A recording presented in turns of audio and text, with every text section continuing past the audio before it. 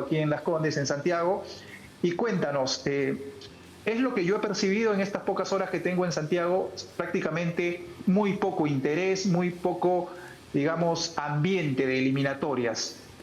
Bueno, buenas tardes para toda la audición de Gol Perú. Un saludo cariñoso a Bruno, a Alexandra, aquí también con Carlos, ya palpitando este partido. Que a veces somos los periodistas los que empezamos a poner un poco de ambiente cuando la gente todavía no está muy prendida, esa es la verdad. La verdad es que este proceso de la selección chilena hasta ahora no entusiasma. Eh, Chile ya lleva 14 partidos, 13 partidos, este es el 14º y tiene apenas un 35% de rendimiento.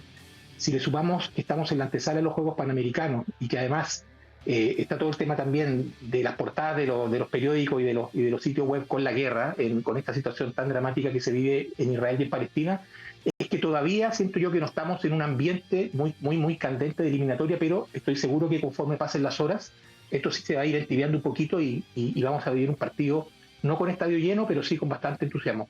Justo eso te quería preguntar, Javier, porque pudimos ver imágenes del partido de la primera jornada, donde se enfrenta Chile a Colombia aquí en Santiago, y el estadio no lució lleno, y es más, mucha presencia de hinchas colombianos hubo ese día del partido en el empate a 0. ¿Sientes que Perú también puede hacer un tema muy similar? Digamos, mucha presencia peruana, sabido, es la gran colonia de peruanos que hay aquí en Santiago y en Chile. Yo creo que sí, yo creo que va a haber bastante gente de Perú. Es habitual que ocurra en los partidos que se juegan en Chile, pero esto es muy relativo, Carlos. Si tú recuerdas, por ejemplo, para la pandemia se jugó sin público, ganó Chile 2-0. Hay partidos donde se ha jugado también con mucho público a favor de Chile y Perú también ha obtenido algún buen resultado, como fue, recuerdo, el año 2000 cuando Jayo hace un gol en el Estadio Nacional, que Chile luego le empata, pero siento yo que va a haber mucha gente de Perú. En general, Chile no ha estado llenando el estadio en los partidos por eliminatoria en sus últimos encuentros. La eliminatoria pasada incluso la disputó en estadios como Calama, San Carlos de Apoquindo, que era un estadio pequeño. Por lo tanto, el hecho de tener una caldera en el estadio de Colo-Colo, veo difícil que así sea. Ahora bien, hay una diferencia entre el Estadio Monumental de Colo-Colo y el Estadio Nacional. El Estadio Nacional tiene pista de atletismo, el Estadio Monumental no. El público está más encima y recuerdo el caso, por ejemplo, del 4-2 del 2011 cuando se jugó en el Monumental precisamente entre Chile y Perú. El único antecedente que hay, ¿no? Es el único antecedente entre Chile y Perú en eliminatoria en el Estadio Monumental, pero por otro lado Chile ha perdido también en el Estadio Monumental con Colombia, ha empatado también con Bolivia, un partido que luego lo ganó por secretaría, el famoso partido de la mala inscripción de Nelson Cabrera. Por lo tanto, es bastante relativo. Además la hinchada peruana suele ser bastante numerosa y se hace sentir también. Ahora, lo principal es que Chile también en los últimos años ha tenido suspensiones de público, de aforo, restricciones, producto del mal comportamiento. Por lo tanto, es muy difícil que el estadio esté lleno este partido. ¿Cómo ve la prensa el tema de Berizzo? Da la sensación de que no están conformes con lo que hasta el momento ha entregado el entrenador argentino. No existe conformidad con el trabajo de Berizzo, esa es la verdad. Él en estos partidos ya ha probado a 50 jugadores.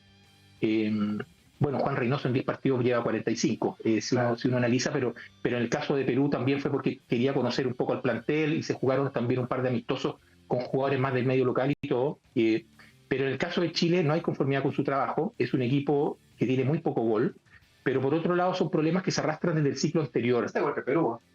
Sí, tiene muy poco gol, depende mucho de Alexis Sánchez, que es un jugador ya veterano, pero depende mucho de Alexis Sánchez o de Arturo Vidal, que ahora no va a estar. Pero por otro lado, tampoco hay que ser tan drásticos con Berizzo porque está tomando un grupo de jugadores que vienen bajas desde el punto de vista generacional. O sea, Claudio Bravo, que no lo convoca, Arturo Vidal está fuera por lesión, Gary Medel ya tiene 36 años, Alexis Sánchez ya tiene 35 años por cumplir, Aranguis tiene 33 para 34, por lo tanto, hay ciertas cosas que no son culpa de Berizzo. O sea, cualquier entrenador que hubiera llegado le hubiera tocado que era el fin de la generación dorada, como se denominó a la selección chilena, pero por otro lado no ha convencido con un esquema muy ofensivo, que era lo que se pensó que podría hacer, considerando que había sido ayudante de Bielsa en el ciclo anterior. Pero en Paraguay tampoco mostró mucho, era un equipo que empataba muchísimo, aquí también ha empatado más que ha ganado que ha perdido, pero no convence hasta ahora. El tema de la, digamos, generación dorada, ¿está costando a Chile aceptar que todo va teniendo un final y que lamentablemente le pasó a Perú, sus años mozos de los 70 y 80, que tuvo una gran generación que nos llevó a 3 mundiales, 4 en disputa, y y que luego le costó muchísimo regresar y tener una generación importante que pelee lugares de clasificación. ¿Sientes que eso también está pasando en Chile? Completamente de acuerdo. En Chile lo que hay, no hay un recambio de buen nivel, pero era difícil esperar un recambio de buen nivel porque estabas hablando de que los jugadores que se están por ir son jugadores que marcaron una era en la selección. Claro. O sea, tienes dentro de los 5 o 10 jugadores con más partidos de la historia de la selección a muchos de esta generación. Claudio Bravo, Arturo Vidal, Alexis Sánchez, Eduardo Vargas en su momento también. Por lo tanto, Gonzalo Jara, que ya se retiró, por lo tanto, era muy difícil y estas transiciones son siempre complejas porque así como nos encontramos con esta generación, ahora viene este vacío. Los jugadores que han sido convocados, que deberían tomar el liderazgo, han mostrado mucha intermitencia. Está el caso, por ejemplo, de Eric Pulgar, que es un volante ya de 29 años, que alcanzó a estar en el último periodo exitoso de esta generación y que ahora debería ejercer algún tipo de liderazgo, no ha sido tal. Está el delantero también del Villarreal, Ben Burton, que ha insinuado algunas cosas, lleva 7 goles en 23 partidos, pero 3 goles fueron a República Dominicana, que es un rival prácticamente inexistente, por lo tanto, no ha emergido ningún jugador que uno pudiera decir, mira, este es el jugador que está tomando la posta, o que hubiese 2 o 3 jugadores de una base importante. Chile no lo tiene en este minuto. Para mí, de los años que llevo viendo fútbol, fines de los 80, básicamente ya con un recuerdo muy marcado, para mí uno de los mejores futbolistas que he visto en Chile es Arturo Vidal, jugador completísimo a lo largo de la historia, en lo personal, estoy hablando netamente en lo personal.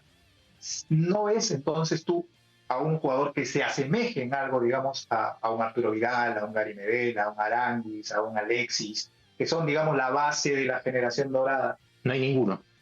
O sea, en eso soy enfático, no hay ninguno. El jugador mejor perfilado en este minuto a nivel internacional es Marcelino Núñez, que es un volante que surgió en la Católica y que juega en el Norwich de Inglaterra, que es la segunda división. El otro es este Burton, que te digo que está en el Villarreal, pero lleva 8 partidos y no ha hecho ningún gol.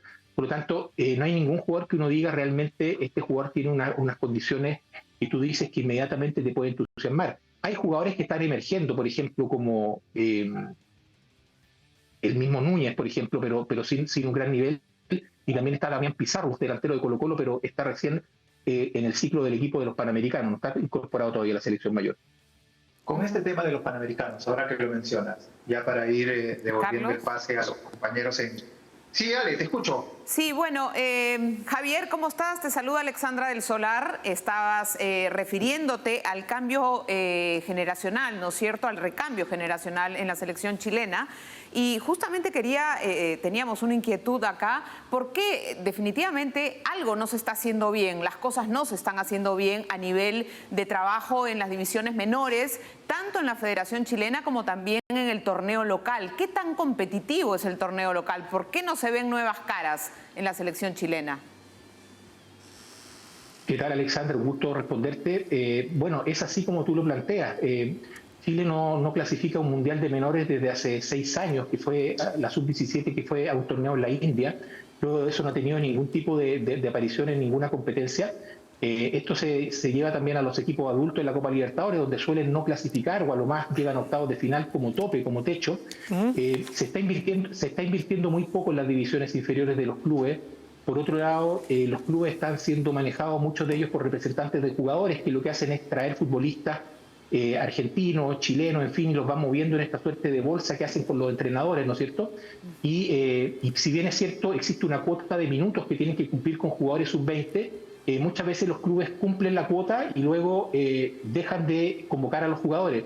No se hace un trabajo muy serio, como te digo, porque los clubes actualmente están siendo prácticamente administrados por representantes de jugadores y en muchos casos eso hace que a ellos no les interese mayormente que surjan figuras en el club, porque saben que ese es un trabajo que va a pagar, pero va a pagar después de varios años. Claro. En cambio, lo que sí van haciendo es utilizar a los clubes como vitrina, por ejemplo, para ir sacando y poniendo jugadores, y así es que tú te encuentras que cada semestre hay clubes que cambian casi por completo sus planteles. Se trabaja muy poco actualmente en las divisiones menores. Javier, perfecto. ¿Cómo le va? Buenas noches allá. Le saluda Bruno Ginocchio, un gusto enorme. Hola Bruno, ¿cómo estás? Un gusto para mí también. Los vemos siempre por acá en Gol Perú. Tenemos la posibilidad de seguirlo desde Chile. Mil gracias por acompañarnos desde el hermoso país de Chile. Yo tengo una inquietud que siempre me lo han preguntado aquí mucha gente relacionada al mundo fútbol. ¿Por qué el equipo peruano, a lo largo de las eliminatorias de muchísimos años atrás, nunca le pudo ganar a Chile allá? ¿Cuál es tu percepción respecto a este tema que te vengo comentando? Bueno, mi percepción es que esto quizá no hay que generalizar, porque son distintas generaciones de futbolistas que han pasado en distintos momentos, con público, sin público, con la pandemia, y Chile sistemáticamente ha ganado. Yo siento que la selección peruana se sobreexcita o toma este partido como si fuera que si no lo gana no hay mañana. Y la verdad es que si este partido se le quitara un poco esa presión histórica de que desde 1985, con los goles de Velázquez y de Navarro en ese amistoso recuerdo en el Estadio Nacional, que no gana, se quitaría un poco la presión. Ahora, la presión es inevitable. Ahora, lo que hay que saber es que va a llegar el día en el que Perú va a ganar. Perú, si ustedes se fijan en esta larga racha, salvo el gol de Jayo el año 2000, 2001, 1-1, gol de Jayo y gol de Margas en el Estadio Nacional, nunca se ha puesto en ventaja. O sea, siempre que ha jugado contra Chile por eliminatoria, empieza perdiendo. Le pasó, por ejemplo, para la eliminatoria famosa de Francia 98, que los primeros goles son de Chile. Claro. Jayo hizo ese primer gol y fue la única vez y logró sostener el empate. Luego de eso, Perú nunca ha logrado, incluso no logró sostener el empate después del gol de Flores del 2017, cuando incluso Vidal, con una media vuelta de fuera del área, termina venciendo al arquero. Yo creo que pesa un poco también el factor psicológico, porque por mucho que sean generaciones distintas, toda esta carga, toda esta presión que existe de los tantos años, finalmente no se canaliza como una motivación y termina siendo una presión. Ahora, en el sentido contrario, te podría decir que los seleccionados chilenos también lo toman en el sentido contrario de decir: tenemos que mantener esta paternidad, tenemos que ganarle a Perú sea como sea, aunque el equipo venga mal, a Perú hay que ganarle como sea. Claro, y es ahí, es que está clarísimo, creo que este partido, ¿no?, el clásico del Pacífico, que además lo han denominado así, es un partido distinto, ¿no? No es cualquier partido frente a una selección sudamericana, es un partido distinto, creo yo, para la cabeza del peruano y para la cabeza del chileno también, ¿no? Entonces, hay un poco, pienso yo, lo he visto en varias selecciones, un poco de miedo escénico también, me parece, ¿no? Yo siento que es un partido que tiene una mayor carga para los peruanos que para los chilenos. En eso tengo que ser súper honesto. Si ustedes piensan Chile entre el 2006 y el 2013, cuando pierde Chile 1-0 en el debut oficial de Sampaoli en Lima, prácticamente estuvo 7 u 8 partidos invictos frente a Perú y luego también ha logrado sostener. Claro. Como local en Santiago por eliminatoria van 10 partidos, ganó 8 y empató 2. Eso pesa, eso termina pesando. Pero por otro lado, pensemos también que Chile ahora no tiene a Arturo Vidal, que definió los últimos 2 partidos con 2 goles en cada caso. Pensemos que Chile no tiene a Claudio Bravo. Pensemos que Chile tampoco está haciendo una selección que tiene un gran nivel. Por lo tanto, tampoco es descabellado pensar en que Perú pudiera tener una opción. Es cierto que ha dejado pasar muchísimas, como por ejemplo el 2011, Perú llegó, me acuerdo, a Chile muy entonado, con los famosos 4 fantásticos y todo, e iba perdiendo 3-0 a los 15 minutos del segundo tiempo. Por lo tanto, si bien es cierto, estrechó, sufrió ese impacto inicial, perdió en la Copa América 2015, o sea, son varios partidos, pero siento que en algún minuto va a llegar la hora en que Perú va a ganar en Santiago.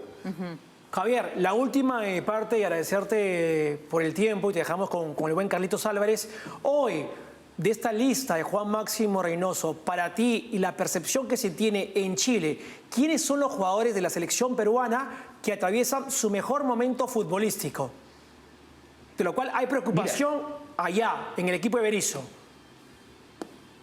Tanto como preocupación por un jugador en particular, no, pero de lo que Perú siempre uno se preocupa es del funcionamiento o de ciertos roles que algunos jugadores tienen muy aceitados en el tiempo. O sea, yo te podría decir que a lo mejor Yoshimar Yotun no está en el mejor momento de su carrera. Uno podría decir, mira, en el club en el que está jugando actualmente y todo, pero es un jugador que sabe exactamente lo que tiene que hacer en la cancha y cuando no ha jugado se ha notado. Tal es así que para el repechaje no estuvo en el partido definitivo y se notó mucho su ausencia. Ahí hay un jugador clave. Hay otro jugador clave que es Renato Tapia, que no va a estar, entiendo, y que venía siendo muy importante para Reynoso, sobre todo considerando que Reynoso no ha logrado consolidar una dupla de zagueros centrales. Si uno ve todo lo que ha probado, Callens, ha probado Araujo, ha probado Tapia, incluso ha probado Zambrano, por lo tanto... Abraham también, claro. Abraham incluso con Brasil metió 3 con 2 por los costados, que eran 5. Sí. Entonces Si uno piensa que tampoco está Renato Tapia, ahí hay una baja importante. Renato Tapia efectivamente en el Celta no es el jugador más relevante, pero es un jugador muy importante en la selección peruana. Esos dos jugadores son clave, uno no va a estar, el otro entiendo que sí. Hay otro que sí preocupa porque pasa por un gran momento, que es Luis Advíncula. Luis Advíncula es un jugador muy fuerte, muy difícil, y que si Alexis Sánchez, por ejemplo, intentara ir por ese costado, que ya no lo intenta mucho porque Alexis ahora suele recogerse un poco más, ahí va a tener problemas porque Advíncula en este minuto es un jugador muy difícil de sobrepasar, porque está, diría yo, que en el mejor momento de su carrera prácticamente. Javier, y justamente Advíncula y José Paulo Guerrero a nivel de clubes han marcado en Chile por Libertadores y por Sudamericana.